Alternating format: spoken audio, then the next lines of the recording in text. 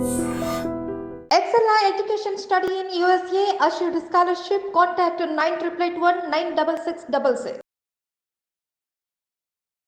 నమస్తే, welcome to I dream. నేను మహేశ్వరి. మనతో పాటు ఉన్నారు ప్రముఖ సైకాలజిస్ట్ డాక్టర్ కృష్ణ భరత్ గారు. ఈరోజు వారితో మాట్లాడి మార్చ్ 20న వరల్డ్ హ్యాపీనెస్ డే ఉంది. సో నిజంగా ఈ హ్యాపీనెస్ డే అని ఒక రోజు పెట్టుకొని మనం జరుపుకోవడం అన్నది ఒక ఆశ్చర్యకరమైన విషయం. ఎందుకంటే ప్రతిరోజు ప్రతి ఒక్కళ్ళు సంతోషంగా ఉండాలి అని కోరుకుంటారు. కానీ ఈ మధ్యకాలంలో ఇంత సంతోషంగా ఉన్న వాళ్ళు ఎంతమంది ఉన్నారు? చాలా తక్కువగా ఉన్నారు. ఆ సంతోషాన్ని కూడా కొంతమంది కొని తెచ్చుకుంటున్నారు. అది కూడా ఎలాగంటే లాఫింగ్ క్లబ్స్ కానీ, లేకపోతే వేరే ఇతరత్ర విధానాల ద్వారా కూడా హ్యాపీనెస్ను కూడా చాలా బలవంతంగా ఫీల్ అవుతూ వస్తున్నారు. దీనికి కారణం ఏంటి? దీని నుంచి మనం ఎలా బయటపడాలి? నిత్యం సంతోషంగా ఉండాలంటే మనకున్న మార్గాలు ఏంటి? వీటి గురించి సార్ని అడిగి తెలుసుకుందాం. నమస్తే sir. Sir, world happiness day అనేసి ఒక రోజు మనం జరుపుకోవడం అన్నది నిజంగా ఒక విధంగా చెప్పాలి అంటే ఆశ్చర్యం, దురదృష్టం. ఎందుకనంటే హ్యాపీనెస్ అన్నది ప్రతిరోజు మనకు కావాల్సిందే, ఉండాల్సిందే. ఎందుకు ఈ నిజమైన హ్యాపీనెస్ అంటే ఏంటి? అది మనకి ఎలా దొరుకుతుంది అంటే మీరేం చెప్తారు? అంటే రియల్ హ్యాపీనెస్ మీన్స్ అంటే అసలు ముందు హ్యాపీనెస్ అంటే తెలుసుకోవాలండి. జనరల్గా మనం ఏమనుకుంటాం హ్యాపీనెస్ అంటే? సంతోషంగా ఉండడం, నవ్వుతూ ఉండటము. ఇవి ఎలా వస్తాయి అనుకుంటామండి? ఎటువంటి కష్టం ఏం లేకున్నా, టెన్షన్స్ లేకున్నా, అంటే ప్రశాంతమైన జీవనం, సంతృప్తికరమైన జీవనం. అంటే నా లైఫ్ పట్ల నాకు తృప్తి ఉండాలి. నేను ఉన్న వాటి పట్ల నాకు తృప్తికరమైన పరిస్థితి ఉంటే నేను సంతోషంగా ఉంటానండి. కానీ ఈ రోజు కొంత మిస్లీడ్ అవుతూ ఉంది. లగ్జరీస్ ఉంటే సంతోషం అనుకుంటున్నారు. నాకు ఒక బ్రాండెడ్ కారు ఉంటేను, లేదంటే ఒక బంగ్లా ఉంటేనను, లేదంటే కొంత బ్యాంక్ అకౌంట్ మెయింటైన్ చేస్తాను, చాలా ఎక్కువ అమౌంట్ ఉంటేను, దిస్ ఈజ్ హ్యాపీనెస్ అనేది ఒక మిస్లీడ్ అవ్వడం అనేది జరుగుతూ ఉందండి. ఇది కొన్నాళ్ళ నుంచి జరుగుతూ ఉంది. మరి కొన్ని సంవత్సరాల నుంచి మనం ఇటువైపు ఈ చేజ్ చేస్తూ ఉన్నాం. డబ్బు వెనుకో లేదా లగ్జరీస్ వెనుకో చేజ్ చేస్తూ సంతోషంగా ఉండాము అనుకుంటున్నాం అండి. కానీ యాక్చువల్గా మీరు కోరుకున్నది మీ దగ్గర సంతోషము ఉంటుంది అనేది గ్యారంటీ లేదు. ఎందుకంటే ఈరోజు మీకు ఒకటి కావాలనుకుంటున్నారు, మీరు అచీవ్ చేస్తారు. నెక్స్ట్ మీ మైండ్లోకి మరొకటి వస్తుంది. ఈ రేస్ ఎప్పుడు కంప్లీట్ అవ్వాలి? సో ఒక గోల్ పెట్టుకుంటాము, అది రీచ్ అవుతాము. ఫర్ ఎగ్జాంపుల్ ఇప్పుడు మీరు ఏదో ఒక ఎస్యూవీ కార్ అనుకున్నారు, దాని తర్వాత మళ్ళీ మీకు ఇంకొక మోడల్ మీదకి వెళ్తుంది, నెక్స్ట్ మరొక కొత్త మోడల్ ఏదో వస్తుంది, దాని మీదకి వెళ్తుంది. అంటే దీనికి ఎక్కడా కూడా అంతం అనేది ఉండదు. మనకి హ్యాపీనెస్ అనేది రాదు అండి. అందుకని దీన్ని హెడోనిక్ హ్యాపీనెస్ అంటారు అన్నమాట. మన సుఖం కోసం దాని వెనక పరిగెత్తుతూ ఉంటాము. అసలు రియల్ హ్యాపీనెస్ ఏంటంటే మీరు సంతోషంగాను సంతృప్తికరంగాను జీవించడం. వాట్ ఎవర్ రిసోర్సెస్ మీ చుట్టూ ఏమున్నాయనేది అనవసరం. మేబీ మీరు తక్కువ రిసోర్స్లోనే ఉండొచ్చు, మీరు ఒక చిన్న ఇంట్లో ఉండొచ్చు, మీ దగ్గర ఒక చిన్న మోపెడ్డే ఉండొచ్చు, కానీ మీరు ఒక తృప్తికరమైన జీవితాన్ని గడుపుతూ ఉండొచ్చు. That is the real happiness అండి. అంటే మన లైఫ్లో నేను అనుకున్నవి నేను చక్కగా హ్యాపీగా ఉంటున్నాను, నాకు ఉన్న వాటితో నేను తృప్తి చెందుతున్నాను అనేది ఈ హ్యాపీనెస్ అండి. మీకు సో మెనీ స్టడీస్ కూడా అది చెప్తున్నాయండి. అంటే కంటెంట్మెంట్ అనేది ముఖ్యము. ఈవెన్ దో బుద్ధిజంలో కూడా మీకు అదే ఉంటుంది. సో మీ కోరికలే దుఃఖానికి కారణం అంటారు బుద్ధుడు. ఒక కోరిక తర్వాత మరొక కోరిక, ఒక కోరిక తర్వాత మరొక కోరిక వస్తూనే ఉంటుందండి. అసలు కోరిక లేకపోవడం ఆనందం. నాకేమీ వద్దు, ఈ లైఫ్ ఇచ్చారు, ఈ లైఫ్ ఇలా ముందుకు వెళ్ళిపోతుంది, ఉన్న లైఫ్లో నేను ఎదిగో 10 మందికి నేనేదో చేయగలుగుతున్నాను, ఈ ఫీలింగ్ అనేది మిమ్మల్ని చాలా సంతోషంగా ఉంటునేది అనేక సర్వేలు చెప్తున్న అంశం అండి.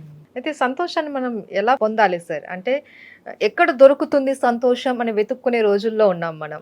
ఆ సంతోషాన్ని మనం ఎలా పొందగలం? అంటే మీకు అకార్డింగ్ టు సైకాలజీ అండి. జనరల్గా అంటే సైకాలజీ ఏం చేస్తుందంటే ఎప్పుడూ కూడా మీకు ట్రెడిషనల్ సైకాలజీ చేస్తుంటే పాస్ట్ గురించి ఎక్కువ ఆలోచిస్తుందండి. చిన్నప్పుడు మీకు ఏం జరిగాయి, మీ లైఫ్లో ఎలా ఎన్కౌంటర్స్ వచ్చాయి, ఇవన్నీ ఉంటుంది అన్నమాట సైకాలజీ. కానీ పాజిటివ్ సైకాలజీ అని ఒక కల్ట్ వచ్చిందండి, అంటే ఒక బ్రాంచ్ అది సైకాలజీలో. ఈ సైకాలజీ ఏం ఫోకస్ చేస్తుందంటే మీరు ఎక్కువ పాజిటివ్ ఎమోషన్స్, లైఫ్లో ఎలా సంతోషంగా ఉండాలి, సంతోషాన్ని ఎలా తీసుకొచ్చుకోవాలి అనే దాని మీద ఎక్కువ రీసెర్చ్ చేశారండి. మార్టిన్ సెలిగ్మన్ అని ఆయన ఒక ఫాదర్ ఆఫ్ పాజిటివ్ సైకాలజీ. ఆయన ఒక ఫార్ములా ఇచ్చారు హ్యాపీనెస్కి. H=S+C+V. H=S+C+V అండి. వేరాజ్ H means happiness, S set point. అంటే మనకి జెనెటిక్గా హ్యాపీగా ఉండటానికి ఒక సెట్ పాయింట్ ఉంటుంది అనేది ఉంటుందండి. అంటే మీకు జెనెటిక్ కంట్రిబ్యూషన్ 4 ఫాదర్ నుంచి కానీ లేదంటే ఫాదర్ మదర్ నుంచి కానీ కొంతవరకు మీరు సంతోషంగా ఉంటారా, దుఃఖాన్ని ఫీల్ అవుతారనేది నిర్ణయించబడుతుంది అనేది దాని సెట్ పాయింట్ అంటారండి. S means. తర్వాత సి అండి, plus C circumstances of your life. మీ లైఫ్లో మీ చుట్టూ ఎలాంటి వాతావరణం ఉంది, ఎలాంటి ఎన్కౌంటర్స్ ఉన్నాయి మీ లైఫ్లో, ఆ సర్కమ్స్టెన్సెస్ అనేది మీ హ్యాపీనెస్ని ఇన్ఫ్లుయెన్స్ చేస్తున్నది ఒకటండి. Next V plus V. So voluntary activities. సంతోషంగా ఉండటం కోసం మీరేం చేస్తున్నారు? ఏమీ చేయకుండా నేను సంతోషంగా ఉంటాను అంటే అది సాధ్యం కాదండి. సంతోషంగా ఉండాలంటే మనం కొన్ని చేయాలి. ఆ కార్యక్రమాలు మీరు ఎంతవరకు చేస్తున్నారు? సో ఈ 3 కాంబినేషన్ అండి, set point, circumstances and voluntary activities. ఈ 3 కరెక్ట్ రేంజ్లో ఉంటే అప్పుడు మీకు హ్యాపీనెస్ వస్తుంది అనేది. వీటిల్లో మన చేతిలో ఉండేది వాలంటరీ యాక్టివిటీస్. దాని పర్సెంటేజ్ కూడా చెప్పారండి. మల్టీ సెగ్మెంట్ దాని పర్సెంటేజ్ కూడా చెప్పారండి. 50% is the your set point. So 50% set point వల్ల ఎఫెక్ట్ అవుతుందని చెప్తున్నారండి. So 10% circumstances, 40% voluntary activities. So అంటే 50% మన చేతుల్లో ఉంది, ఒక 50% మీ బ్యాక్గ్రౌండ్, మీ జెనెటికల్ బ్యాక్గ్రౌండ్ మీద ఆధారపడి ఉంటుంది. సో ఈ రెండింటిని మనం సమపాలలో కనుక తీసుకురాగలిగితే ఖచ్చితంగా మీ లైఫ్లో హ్యాపీనెస్ అనేది వస్తుందండి. ఈ వాలంటరీ యాక్టివిటీస్ అంటే ఏంటి సార్?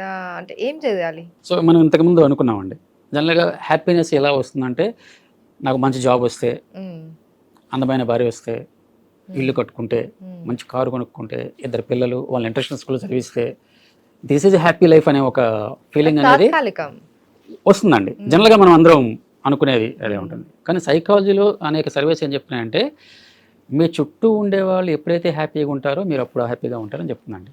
ఓకే. అంటే హైయెస్ట్ హ్యాపీనెస్ ఏంటంటే the finding purpose of your life. Me life ఎందుకు, ఆ పరమార్థం ఏంటి, అది తెలుసుకొని దానికి తగ్గట్టుగా మీరు పనిచేస్తే మీరు అత్యుత్తమైన ఆనందాన్ని పొందుతారనేది సైకాలజీ చెప్తుందండి. సెల్ఫ్ లవ్ అన్నది కూడా ఇంపార్టెంట్ అంటారు కదండి సార్. అంటే మనం సంతోషంగా ఉండాలంటే ఫస్ట్ మనల్ని మనం ప్రేమించుకోవడం, మనల్ని మనం సంతృప్తి పరచుకోవడం అనేసి అంటూ ఉంటారు కదా, అది ఎంతవరకు మనల్ని సంతోషంగా ఉంచుతుంది అంటారు? ఎస్ అండి, మీరు అన్నట్టుగా కరెక్ట్ అండి. ఇటీవల కాలంలో సైకాలజీలో బాగా ఎమర్జింగ్లో ఉన్న కాన్సెప్ట్ సెల్ఫ్ లవ్ అండి. ఇప్పుడు దాని మీద అనేక పరిశ్రమలు జరుగుతున్నాయి. అంటే the importance of self love, the effect of the self love అన్న mental health and emotional health, వీటి మీద బాగా పరిశ్రమలు జరుగుతున్నాయండి. అయితే ఇక్కడ కొంతమంది తప్పుగా అర్థం చేసుకుంటే సెల్ఫ్ లవ్ అంటే స్వార్థం అనుకుంటున్నారు. అంటే నేనే బాగుండాలి, నా ప్రయారిటీస్ ఎక్కువ, నేను మాత్రమే బాగుండాలి, అందరికంటే నా ఇంట్రెస్ట్కే ప్రయారిటీ ఎక్కువ, నా కంఫర్ట్కే ప్రయారిటీ ఎక్కువ, అది అనుకుంటున్నారండి. That is not self love. Self love అంటే ఏంటండి, మిమ్మల్ని మీరు ప్రేమించుకుంటూ కూడా ఎదుటి వాళ్ళని కూడా గౌరవించగలగడం. That is the real self love. So ఎందుకంటే ఎదుటి వాళ్ళని ఎప్పుడైతే మీరు గౌరవించలేదో మీకు అదే స్థాయి రియాక్షన్ వస్తుంది, మీకు అది ఆటోమేటిక్గా మీ మీద ఎఫెక్ట్ అవుతుందండి. సో మిమ్మల్ని మీరు గౌరవించుకుంటూ ఎదుటి వాళ్ళని ఎప్పుడైతే గౌరవిస్తారో ఆటోమేటిక్గా మీకు మంచి ఇంటరాక్షన్ ఉంటుంది, సత్సంబంధాలు ఉంటాయి. ఆ సత్సంబంధాల వల్ల మీ చుట్టూ ఉండే వాళ్ళు హ్యాపీగా ఉంటారు, ఆటోమేటిక్గా మీరు కూడా హ్యాపీగా ఉంటారు. దట్ ఈస్ ద సీక్రెట్ అండి. మన చుట్టూ ఉండే వాళ్ళని హ్యాపీగా ఉంచగలిగితే ఆటోమేటిక్గా మీరు కూడా హ్యాపీగా ఉంటారు. మన వాతావరణం, చుట్టుపక్కల వాతావరణం కూడా చాలా ఆహ్లాదకరంగా ఉంటుంది. ఆహ్లాదకరంగా ఉంచుకోవాలి, not only physical, psychologically and emotionally. Physical వాతావరణం ఎట్లాగో మనం ఏసీలు పెట్టుకుంటామండి, లేదా గ్రీనరీ పెట్టుకుంటాం, లేదా చేసుకుంటాం, అదంతా మన చేతిలో ఉండేది. బట్ అది emotional environment and psychological environment కూడా హ్యాపీగా ఉండేట్టు చూసుకోవాలి. అలాంటప్పుడు మీకు లైఫ్లో ద హైయెస్ట్ హ్యాపీనెస్ అనేది వచ్చేస్తుంది. Right. Okay, thank you so much sir. Thank you madam.